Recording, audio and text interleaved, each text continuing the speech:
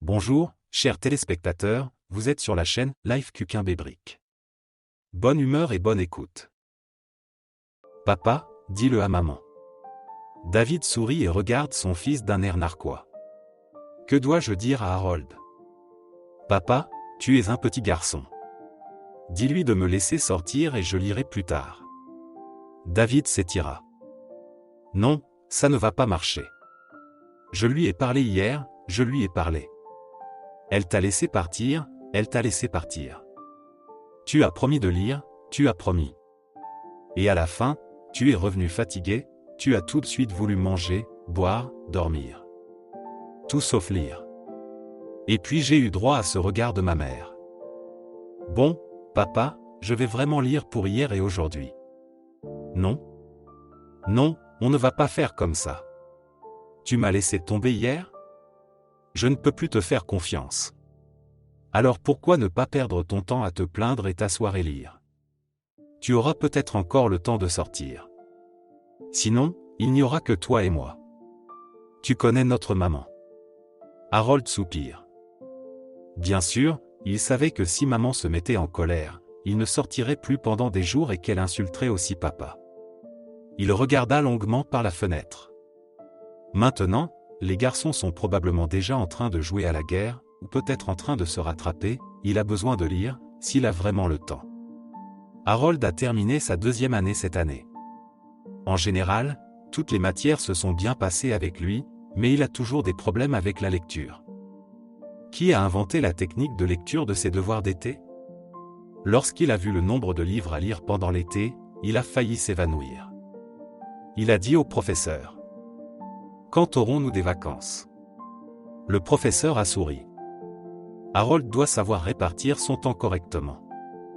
Il n'a pas eu le temps de sortir, car l'histoire était très intéressante. Il s'est laissé absorber par l'histoire et a oublié qu'il devait sortir. Il n'a même pas entendu sa mère rentrer du travail. Il s'est réveillé quand on l'a appelé pour le dîner. Et le dîner? Et dehors? Maman rit. Qu'est-ce que tu vas faire tout seul dehors? Il n'y a personne. Et il fera bientôt nuit. Harold soupira d'un air morose. J'ai décidé qu'après le dîner, je finirai l'histoire. Non seulement parce qu'il serait possible de ne pas la lire demain, mais aussi parce qu'elle devenait intéressante. Je me demandais comment cela se terminerait. Après le dîner, le garçon alla dans sa chambre. Ariel s'étonne. Qu'est-ce qui lui prend de ne même pas aller se promener ou autre chose? David secoua la tête. Non. Je lui ai dit que la méchante maman viendrait nous donner du fil à retordre, à toi et à moi. Ariel mit ses mains sur les côtés. David, arrête de me faire passer pour un monstre devant le bébé. L'homme la regarda d'un air joyeux. C'est un geste interdit. Quand tu me regardes comme ça, je tremble. Qu'est-ce que tu voulais? Qu'est-ce que tu voulais? J'imagine notre fils parler de moi à ses amis. Calme-toi, notre fils est un garçon intelligent. Il n'y a pas de quoi s'inquiéter. Il est resté silencieux pendant un moment. J'ai reçu une lettre aujourd'hui, une réponse de Denver. Ariel s'assit en face de lui. Et alors? Eh bien, elle a vécu là-bas, mais elle est partie il y a 4 ans. De toute façon, personne d'autre ne sait rien. On peut passer par la police, ils peuvent la retrouver grâce à sa carte bancaire, parce que c'est là qu'elle touche sa pension. Mais je dois être un parent. Comment puis-je prouver que je suis un parent si je ne peux pas la trouver? Je ne sais pas. David, ça ne pourrait pas être elle? Peut-être bien. Mais si ce n'est pas elle, il n'y a pas d'autre endroit où chercher. On devrait peut-être y aller. Mais ce n'est pas possible qu'une personne vive sans communiquer avec personne. J'y ai pensé, mais j'ai décidé de ne pas y aller. Oui. Au moins, il y a de l'espoir. Et si les gens que je connais disent qu'elle est morte ou quelque chose d'autre qui rendrait impossible notre lien de parenté? Tu te trompes. Quel est l'intérêt d'y penser tout le temps? Quand tu peux juste le découvrir et ne pas te torturer. Depuis combien d'années essayez-vous de la retrouver? 7 ans. Depuis le jour où mon père m'a avoué. C'est tout? Je ne sais pas. Allez, On va se coucher. On ne part pas en vacances avant un mois de toute façon. Nous y réfléchirons alors. Ariel s'endormit rapidement, tandis que David fixait le plafond. C'était un nom étrange que son père lui avait donné. Il avait toujours été un peu à l'écart. Avec ses croyances et son mode de vie, il aurait dû aller à l'église. Mais il n'aimait pas les hommes d'église, comme tout le monde. Il a fait lire des prières à son fils quand il était petit. Il a aussi raconté à David, et c'est ainsi qu'il a commencé à se présenter vers l'âge de 13 ans, que sa mère les avait quittés, qu'elle était une pécheresse, une terrible pécheresse, et qu'elle s'était enfuie quelque part avec un jeune amant. Lorsque son père parlait d'elle, sa voix claquait, ses yeux brillaient et David était terrifié par lui. Quoi qu'il en soit, le garçon trouva la force d'affronter son père. En secret, David s'est inscrit à l'institut et ne l'a dit à son père que lorsqu'il a appris qu'il était définitivement accepté. Honnêtement, il pensait que son père le tuerait. Mais après avoir crié et menacé, son père s'est calmé. Tout ce qu'il a dit, c'est « Tu es comme ta mère. Tu ne réalises pas que la chose la plus importante dans la vie est l'obéissance. » Le père est devenu beaucoup plus silencieux. Je suppose qu'il a compris que son fils avait grandi et qu'il ne lui ressemblerait pas après tout. Lorsque David a rencontré Ariel, le père a commencé à décliner rapidement. Les médecins lui donnaient le tournis. Pour l'aider, il faut comprendre ce qui ne va pas. Et comment comprendre ce qui ne va pas s'il refuse catégoriquement de se soumettre aux examens? Et de jurer contre les médecins, de les maudire. 6 mois après le mariage, mon père est mort, mais juste avant de mourir, il a appelé David et lui a dit « David, j'espérais vraiment que tu serais l'homme de la situation, mais ce n'est pas le cas. Et tu sais, je me demandais si je vivais la bonne vie. Je veux dire, je voulais me protéger de tout, mais je n'ai fait qu'empirer les choses pour tout le monde. Ta mère ne t'a jamais trompé, ni quitté, ni abandonné. Je n'ai fait que prouver qu'elle était folle et qu'elle ne pouvait pas communiquer avec toi. Et tout ça parce qu'elle a demandé le divorce, qu'elle a dit qu'elle ne me laisserait pas te faire mon portrait. Et je n'ai pas réalisé, ou plutôt, j'ai réalisé que je ne pouvais pas laisser cela se produire. Il y a trop de déception et de dépravation dans le monde. Je voulais m'en protéger, me battre contre l'injustice. Pardonne-moi si tu le peux. » David s'assit, pâle. Il s'efforça de le faire sortir de ses gonds. « Qu'est-il arrivé à maman ? » « Je n'en sais rien. Elle était dans une maison de fous quand je t'ai emmené. Naturellement, elle n'avait aucune idée de l'endroit où nous étions allés. À l'époque, elle avait été privée de ses droits parentaux. Si son père avait survécu, David n'aurait sans doute pas pu lui pardonner, mais au matin, il n'était plus là. Au bout d'un certain temps, David s'est mis à la recherche de sa mère. Il n'avait pas réalisé que ce serait si difficile. « Maman, papa, je sors. » Ariel sort de la cuisine, elle s'essuie les mains avec une serviette. « Tu as vu le téléphone ? Il va être impossible de le joindre à nouveau. » J'ai compris. Nous serons dans la prochaine cour. Ne restons pas dehors toute la nuit. D'accord. Harold sortit et pensa qu'il serait formidable de faire toutes les choses à l'avance, afin de pouvoir marcher librement plus tard. Il fut décidé de jouer à cache-cache. Harold aimait cette idée, car il avait récemment trouvé de très bons endroits que les autres ne connaissaient pas. Lorsque l'eau se détourna et commença à compter, Harold se précipita dans les buissons. Il y vit une sorte de trou et une longue herbe qui en surplombait le sommet. Le garçon avait presque atteint l'endroit lorsqu'il entendit quelque chose d'étrange, comme si quelqu'un gémissait.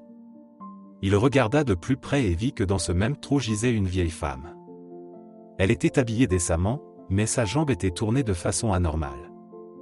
La femme était pâle et gémissait. « Oh, qu'est-ce que tu as ? Vous allez bien ?» Elle a lutté pour ouvrir les yeux, et Harold avait déjà sorti son téléphone et composé le numéro de l'ambulance. Dès qu'il a eu le téléphone, maman lui avait immédiatement fait apprendre tous les numéros importants, ainsi que ceux de papa et d'elle. Il a expliqué du mieux qu'il pouvait ce qui s'était passé. Pendant tout ce temps, la femme l'a regardé, puis, soudain, elle a souri et a dit « David, je t'ai trouvé. David, je t'ai trouvé après tout. » Harold faillit lâcher le téléphone. Il n'y avait qu'un seul David dans leur village, et c'était son père. Mais pourquoi utilisait-elle le nom de son père? Il compose immédiatement le numéro de son père. Maman et lui étaient en congé aujourd'hui, il pouvait donc arriver rapidement. Papa, j'ai trouvé grand-mère ici, elle n'est pas bien. Ouais. Oui, j'ai appelé une ambulance, mais elle m'appelle David et me dit qu'elle m'a trouvé, et que je l'ai trouvé. Il y a eu une pause au téléphone, puis mon père a demandé. Où es-tu? Papa, je suis ici, là où se trouvent les derniers buissons avant le chantier. Papa, je suis ici. Le père a éteint le téléphone et Harold s'est penché sur la femme. Tu vas devoir être patiente pendant un moment. Tu dois juste être patiente. Il sera bientôt là, et papa sera là dans une minute. Elle sourit. Bien sûr. Bien sûr que je serai patiente et que j'attendrai. J'ai attendu si longtemps, maintenant je vais attendre. Elle ferma à nouveau les yeux et Harold monta à l'étage pour montrer au médecin où elle se trouvait. Les ambulances et son père arrivent en même temps. David se précipite immédiatement pour aider les médecins. Lorsque la civière fut dans la voiture, la femme rouvrit les yeux. Elle a regardé David pendant un long moment. Puis elle a dit. C'est une bonne chose que tu ne lui ressembles pas. Maintenant, je peux mourir en paix parce que je sais que tu es vivant et que tu vas bien. Et votre fils, votre petit-fils, vous ressemble. J'ai même cru que j'avais voyagé dans le temps. David prend la main de la femme dans la sienne. Je t'ai cherché longtemps, mais je ne t'ai pas trouvé. Moi aussi, je t'ai cherché. Et si ce n'était pas pour ton nom, peut-être que je ne t'aurais pas trouvé. Toi, Gary. Il faut qu'on parle de tout. Je ne voulais pas jouer à Harold. Mais je voulais vraiment savoir ce qui se passait. Lui et son père entrèrent dans la maison. Ariel les rejoignit dans le couloir. Qu'est-ce qui se passe là-dedans? Harold? Tu as fait quelque chose? Non, maman. La femme se tourna vers son mari et sursauta. Il était pâle comme la neige. David, que s'est-il passé? Ariel. Elle m'a trouvé. Tu sais, elle m'a trouvé. Ils racontèrent tous les deux à Ariel, du mieux qu'ils purent, tout ce qui s'était passé dans la rue. Elle regarda son mari avec des yeux immenses. Alors, pourquoi sommes-nous assis ici? Il la regarda d'un air perplexe. Qu'est-ce qu'il faut faire? Comment ça se passe? Je vais à l'hôpital. Voir si elle a besoin de quelque chose. Peut-être qu'ils lui mettront d'un plâtre et la laisseront partir. Préparez-vous. 1 heure plus tard, ils étaient à l'hôpital, attendant le médecin. Harold, qui se retenait depuis longtemps, finit par demander. Papa, maman, qui est cette grand-mère? Et pourquoi tout le monde est si nerveux? Ariel le regarde sérieusement. Harold, voici ta grand-mère, la mère de notre père. Comment va maman? Où était-elle? Il y a longtemps, quand ton père était comme toi, elle était perdue. Et maintenant, vous l'avez retrouvée. Papa a cherché longtemps, mais il ne l'a pas retrouvée. Harold y a réfléchi. C'était très intéressant. Non seulement il était un héros. Il avait fait ce que papa n'avait pas pu faire. Maintenant, il semblait qu'il allait avoir une grand-mère. Non, bien sûr, il avait déjà une grand-mère, mais elle vivait loin. Mais la grand-mère de Jason lui prépare toujours de délicieuses tartes et lui donne de l'argent de poche. Elle le défend aussi devant ses parents. Si la nouvelle grand-mère était comme ça, ce serait génial. Le médecin est bientôt venu les voir. Bonjour. Qu'est-ce que je peux vous dire? Ce n'est pas très grave. C'est juste du surmenage, les nerfs sont à vif. Sa jambe est cassée, bien sûr, mais c'est une très bonne fracture. Ta grand-mère dansera encore un peu. Qu'elle reste à l'hôpital quelques jours pour surveiller sa tension artérielle, mais rien de grave. David poussa un soupir de soulagement et Ariel lui prit la main. On peut lui rendre visite? Bien sûr. Bien sûr. Pourquoi pas? Apportez juste des chaussons. Ils se tenaient tous les trois devant la porte du service, et personne n'osait l'ouvrir. Harold ne s'inquiète pas trop. Il l'ouvrit, entra et dit bonjour. Il y avait 3 femmes dans la pièce. Il reconnut immédiatement celle qu'il avait trouvée. Harold s'approcha d'elle. « Bonjour, vous êtes ma grand-mère » La femme pleura immédiatement et lui prit la main. « Comment allez-vous »« Je crois que oui. Et tu me feras des tartes et tu m'aideras pour mes leçons. » Elle sourit à travers ses larmes. « J'adorerais te faire des gâteaux et t'aider dans tes leçons. » David et Ariel s'approchent du lit. David sourit et prit la main de sa mère dans la sienne. Personne ne peut t'empêcher de le faire maintenant. Le médecin a dit que tu avais besoin de quelques jours de repos, et nous allons préparer ta chambre. Elle sourit. Mon fils, j'avais peur que tu ne veuilles pas me voir. Mon père m'a dit la vérité avant de mourir.